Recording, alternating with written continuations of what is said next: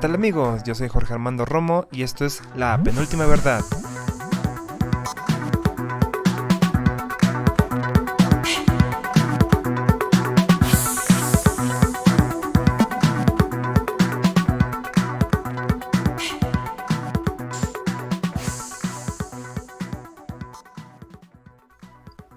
El día de hoy vamos a tener recomendaciones literarias de ciencia ficción que esperamos que sean de su agrado. Por supuesto que estamos muy contentos de llevar a cabo este segundo podcast de La Penúltima Verdad, el podcast oficial de la tertulia de ciencia ficción de la Ciudad de México.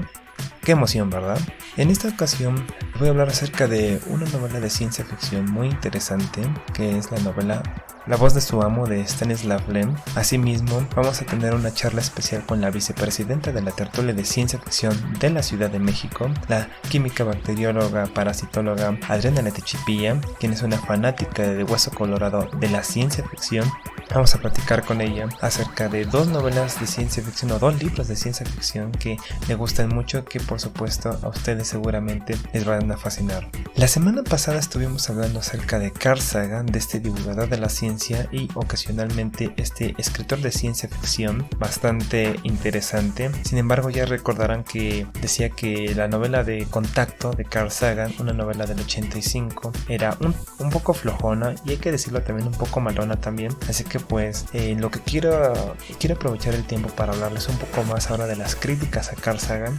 Hay que alertarles también que si ustedes son fanáticos de Hueso Colorado de Carl Sagan, pues muchas veces estas críticas hacen enojar a muchos de ustedes, y los hacen enojar porque yo creo que muchas de las críticas, incluso de las críticas en buen plan o en el buen sentido de la palabra hacia Carl Sagan, pueden ser interpretadas por los fans como una verdadera provocación. Así que esperamos que no se vayan a enojar, son críticas constructivas, así que aquí vamos, ¿no? Yo quisiera contarles un primer chisme, ya ven que en la tertulia de ciencia ficción hablamos sobre muchos chismes. Quisiera contarles que en la Facultad de Ciencias de la UNAM, de donde yo vengo, yo estudio originalmente biología, ahí también se imparte una carrera que es la carrera de física. La carrera de física tiene muchas especialidades y posgrados, por ejemplo para geofísica, para ciencias de la Tierra en algunos casos, y hay uno de los posgrados más bonitos de la misma, que es para astronomía. Resulta que muchos de los chicos que entran a la carrera de física en la Facultad de Ciencias de la UNAM entraron porque quieren ser astrónomos, y quieren ser astrónomos porque leyeron a Carl Sagan, muchas de las traducciones fabulosas que hay de este divulgador de la ciencia. Sin embargo, hay que decir que hay un grupo de académicos en la Facultad de Ciencias que son muy escépticos a Carl Sagan y han propuesto un término que se conoce como la desaganización. ¿Qué quiere decir esto? La desaganización es muy sencilla.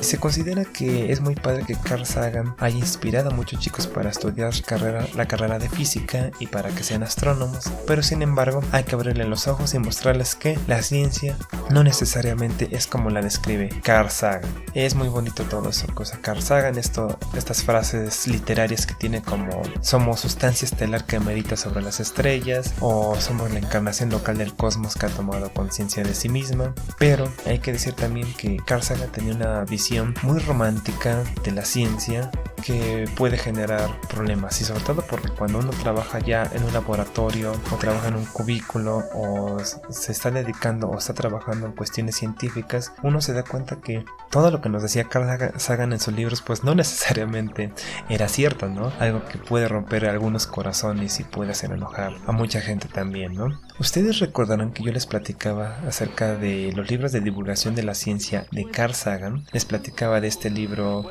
uno de sus libros ya, de sus últimos libros, que es El mundo de sus demonios. En este libro, Carl Sagan le declara la guerra a las pseudociencias. Es un libro que ha inspirado a mucha gente para echarle pleito a las pseudociencias, pero quisiera extraer un fragmento de mi memoria cuando leí este libro que conforma parte de otra crítica que quisiera hacer a Carl Sagan. Y es que en alguna parte del libro Carl Sagan cuenta que hay una especie de contactado, es decir, de esas personas que dicen que están en contacto con extraterrestres, y Carl Sagan le dice, qué bonito, a ver, oye, pues ¿qué dicen los extraterrestres? Y el contactado le responde, pues dice que seamos buenos y que cuidemos el medio ambiente y que no hagamos guerras y demás, ¿no? Entonces pues una cosa muy obvia, ¿no? Pero Carl Sagan hace una cosa muy interesante. Le dice al contactado, oye, toma por acá el teorema de Fermat, por favor, que los extraterrestres lo resuelvan, y dice Carl Sagan que jamás volvió a contestar el contactado. Podría ser una manera para demostrar que obviamente el contactado no es tal, ¿no? Pero sin embargo es un argumento que puede generar problemas. La primera pregunta que podríamos hacer es: ¿qué te garantiza que un extraterrestre va a conocer las mismas matemáticas, los mismos símbolos e incluso o van a tener los mismos nombres para las matemáticas? Eso es una problemática que quizás Carl Sagan no pensó muy bien en ella, y hay que decir también que esto forma parte de un supuesto que viene en muchos de los libros de Carl Sagan, y que es la idea de que las matemáticas son como una especie de lenguaje universal. Ahora bien, ustedes recordarán por supuesto la novela que les platicaba en el podcast de la semana pasada, que es Contacto, esta novela del 85, y ustedes recordarán, si han leído la novela o incluso han visto la película con Jodie Foster del 96, que llega un mensaje que es como una especie como de palimpsesto, y que la primera parte de ese palimpsesto es una secuencia de números primos. Bueno, pues es otra vez el supuesto de Carl Sagan de que si hubiera extraterrestres, estos también encontrarían los números primos o tendrían incluso las mismas matemáticas. Yo lo que puedo decir y la crítica que puedo hacer es, insisto, ¿qué te garantiza que un extraterrestre va a desarrollar los mismos símbolos, los mismos significados, las mismas matemáticas si es que desarrollara algo como eso, ¿no? Entonces eso es una crítica que creo que es interesante y que le podemos cuestionar a Carl Sagan. ¿Por qué hago esta crítica? Porque Carl Sagan era muy optimista. De hecho, él creía que la ciencia era prácticamente la gran panacea. En cierto sentido funciona, por supuesto, pero que no es necesariamente la empresa que nos va a resolver todos nuestros problemas. Y también saco a colación esto porque quisiera recomendarles una novela de ciencia ficción que habla del tema de la recepción de una señal extraterrestre, que es La voz de su amo, una novela del 68 escrita por el escritor polaco Stanisław Lem, famosísimo mundialmente por su novela Solaris, una novela que lo lanza a la fama mundial en el 61, y que creo La voz de su amo es una novela mucho más compleja, sofisticada e interesante que la novela de Contacto de Carl Sagan. Ahora bien, ¿de qué trata La voz de su amo? Que una novela que hay que añadir incluso que próximamente vamos a tener una nueva traducción directamente del polaco al español por parte de la editorial Impedimenta, esta editorial española fantástica, y le van a poner simplemente La voz del amo. Bueno, ahora sí, La voz de su amo cuenta la historia de Hogarth, de un matemático estadounidense que trabaja, me parece que en el Pentágono durante la Guerra Fría, y un día escuchan hablar de extraterrestres a una especie como de Jaime Maussan de por allá. Sin embargo, nadie le hace caso, pero este matemático descubre que esta especie como de ufólogo tiene una especie de registros de una lluvia de neutrinos, y cuando este matemático se pone a revisar las mediciones junto con su equipo, resulta que dentro de esas mediciones de neutrinos, dentro de esa lluvia de neutrinos, hay lo que parece ser un mensaje extraterrestre. Lo chistoso de la novela es que originalmente todos esos registros prácticamente los astrónomos los iban a tirar a la basura. Es una gran coincidencia que hayan encontrado lo que parece ser una señal alienígena en dichos registros, y pues la novela La voz de su amo cuenta la historia de todo el proyecto y los científicos que tratan de alguna manera de descifrar esa señal alienígena que ha llegado. Lo interesante del asunto es que Lem hace una especie de tratado filosófico y hasta sociológico de lo que son los científicos, de cómo funciona la ciencia, y nos dice que al final de la novela prácticamente, o sea, la novela se acaba y los científicos pues nunca logran descifrar el mensaje. Realmente es una cuestión perturbadora. Lo interesante es que los científicos aún así aprenden mucho más de ellos mismos y de la empresa científica que de la propia señal, ¿no? Hay que decir que la novela cuenta cómo es una señal con símbolos prácticamente indescifrables. No tenemos punto de referencia. Obviamente es una novela anterior a la novela de Carl Sagan, pero es una novela que muestra mucho escepticismo, mucho pesimismo, y que prácticamente Lem está jugando con una idea que ya había empleado anteriormente en Solaris y que va a utilizar en el resto de su obra, que es la idea de que si hubiera dos civilizaciones alienígenas, una humana y la otra, y hubieran crecido o se hubieran desarrollado en un mundo completamente distinto y hubieran evolucionado de una manera distinta, ¿cómo sería posible que desarrollaran el mismo tipo de lenguaje? Eso sería imposible. Desarrollaran lenguajes tan dispares que sería prácticamente imposible que se lograran comunicar. Entonces, Una de las premisas de la novela y de los temas que va a utilizar Lem en toda su obra es la imposibilidad de comunicación entre dos civilizaciones alienígenas, inteligentes, pero completamente dispares, completamente ajenas entre sí. Entonces, si ya leyeron la novela de Contacto de Carl Sagan y les gustó el optimismo, pues ahora los invito a leer esta otra novela que es mucho más pesimista, pero que es una novela 1000 veces más sofisticada y más profunda que la novela de Carl Sagan. ¿Cómo ven? ¿Interesante? ¿Se les antoja leerla? Vamos a ir a una pausa y vamos a pasar ahora con la entrevista con nuestra querida invitada, la vicepresidenta de la tertulia de ciencia ficción de la Ciudad de México. Ya volvemos.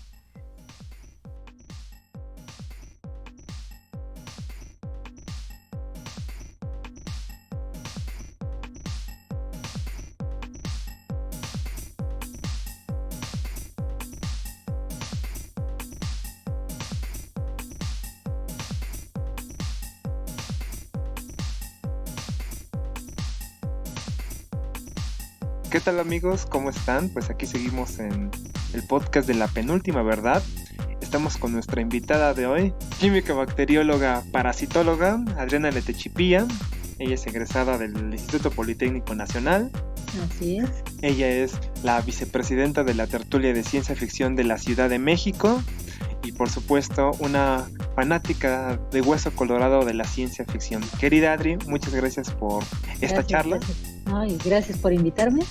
Y pues en esta charla queríamos hacerles algunas recomendaciones de literatura de ciencia ficción. Hay que decir que Adri tiene 2 libros de ciencia ficción que le gustan mucho. Uno de ellos es Hyperion de Dan Simmons, esta novela de principios de la década de los 90.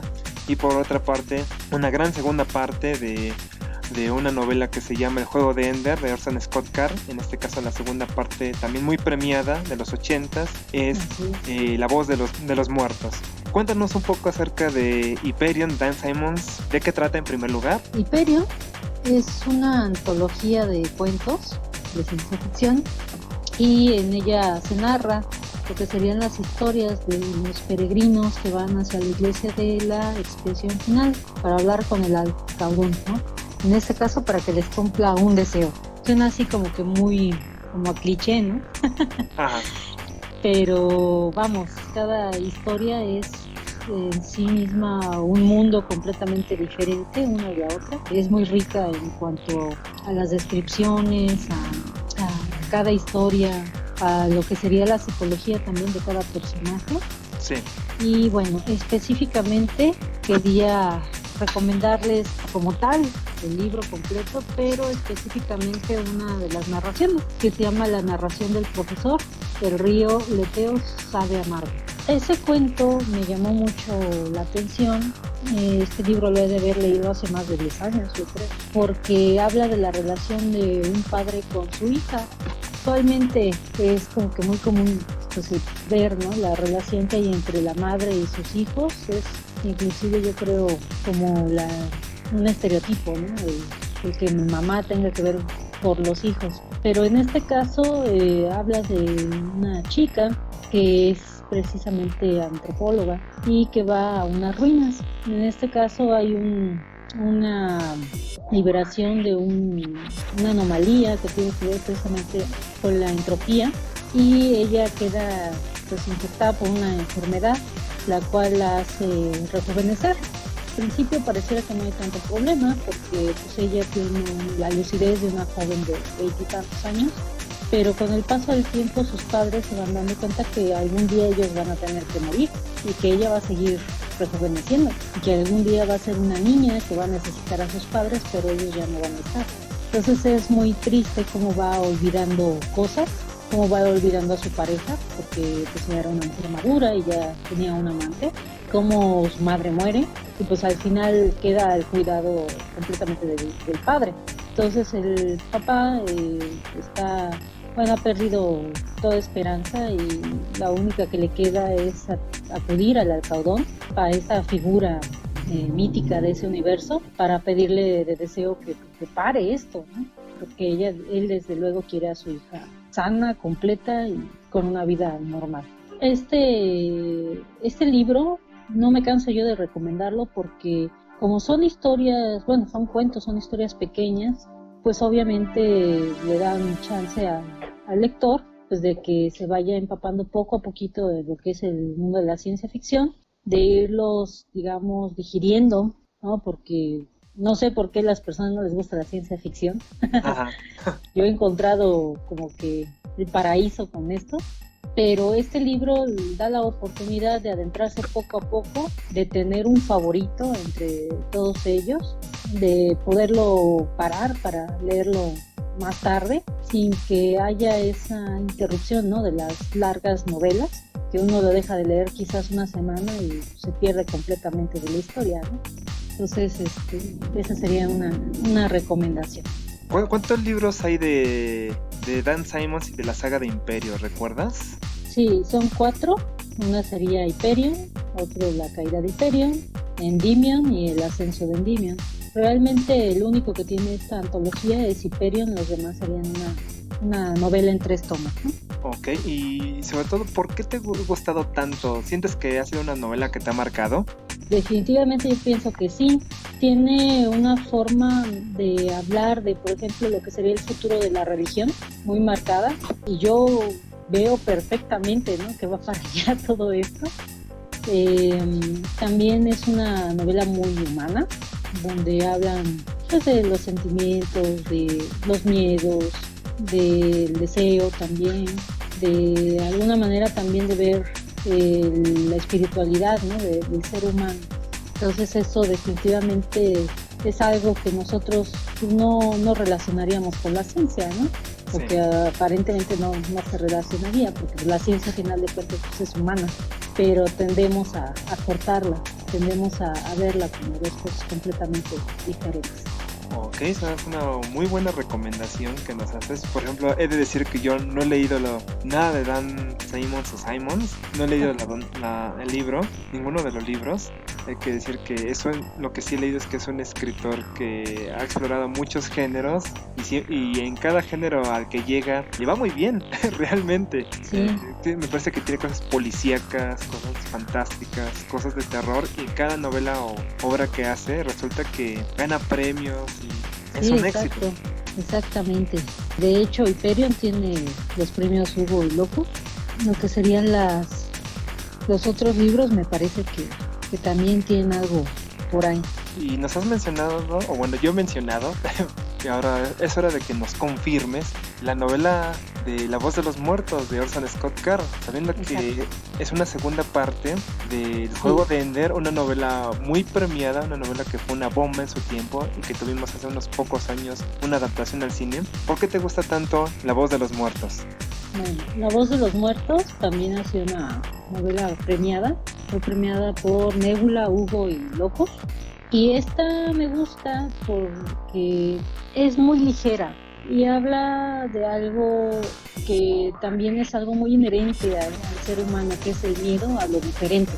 En este caso, Ender, después de viajar a un autoexilio que hace por haber cometido el genocidio de los insectores, en la primera novela, El juego de Ender, llega a este lugar atendiendo la llamada de una niña que más tarde se convierte en genobióloga, si mal no recuerdo.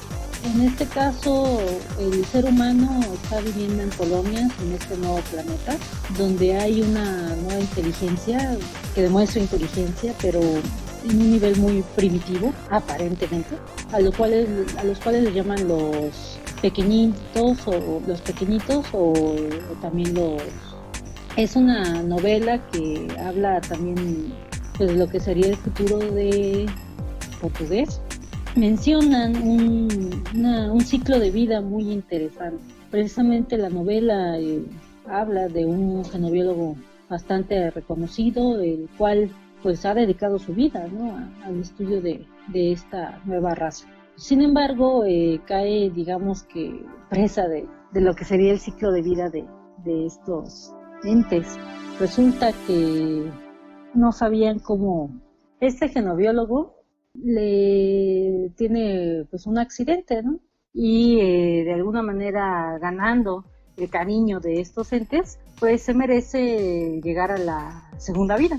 ¿Qué es esto de la segunda vida? Pues es un rito en el cual a los seres humanos que han destacado y que merecen de alguna manera dejar su legado, hablando genéticamente, es decir, sus genes, sus cromosomas, bueno, pues se les ayuda a pasar al siguiente nivel de su ciclo de vida. Entonces, en el caso de los seres humanos no tenemos un siguiente nivel en nuestro ciclo de vida. Nosotros nacemos, crecemos, nos reproducimos y morimos siendo seres humanos, ¿no? Pero en el caso de los pequeñitos, de los cerdis también les llaman, pues son seres que parecen, como lo dice el nombre, cerdos, que caminan en dos patas, pero que al pasar a su segunda vida se convierten en árboles.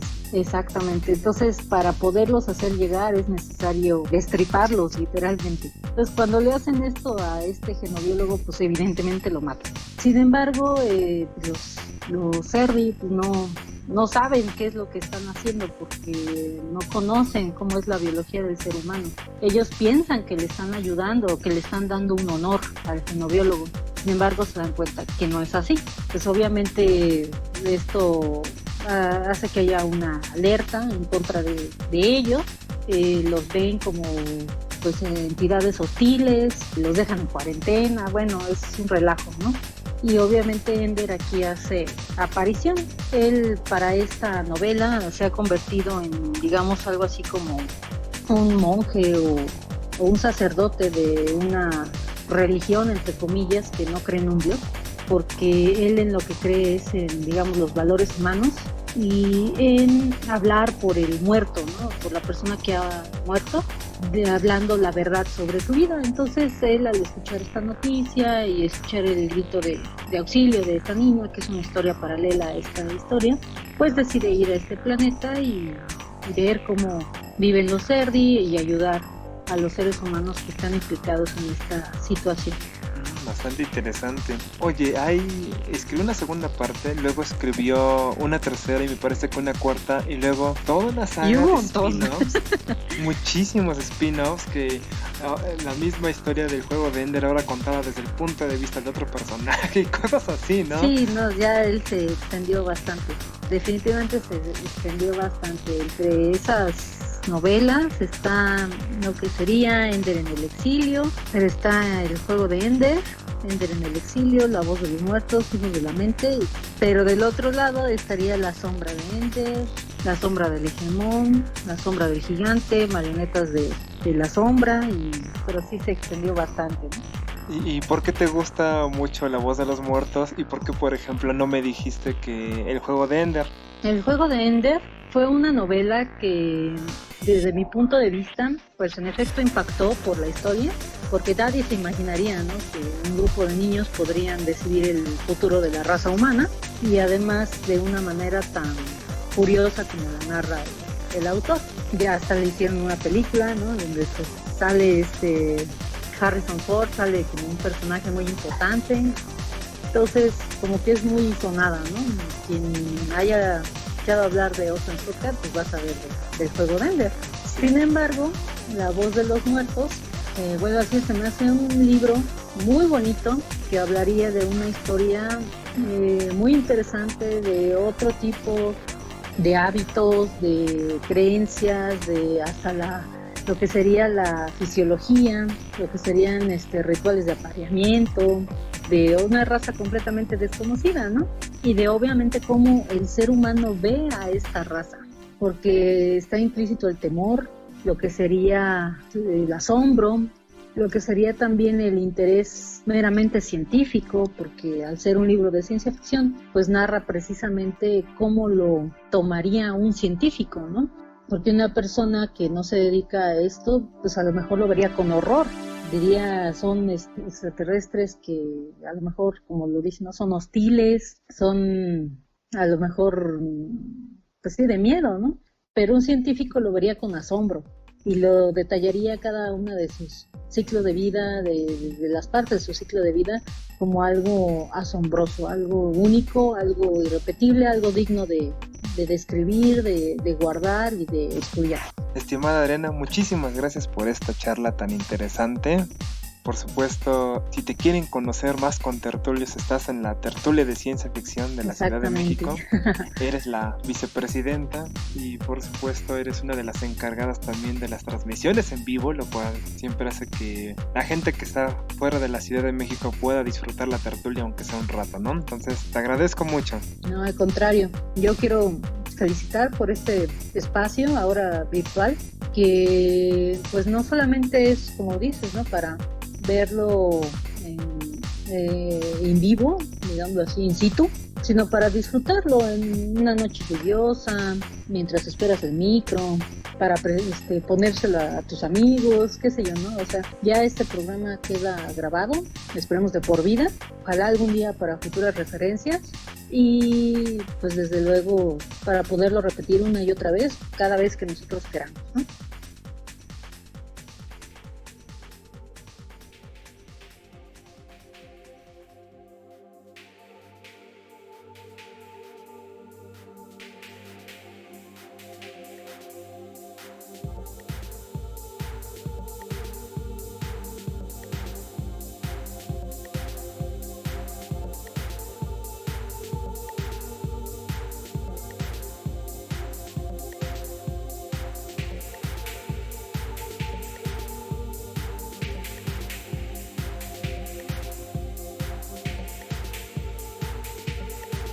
Y esta fue la entrevista que tuvimos con la vicepresidenta de la tertulia de ciencia ficción de la Ciudad de México. Interesante, ¿no? ¿Les gustó?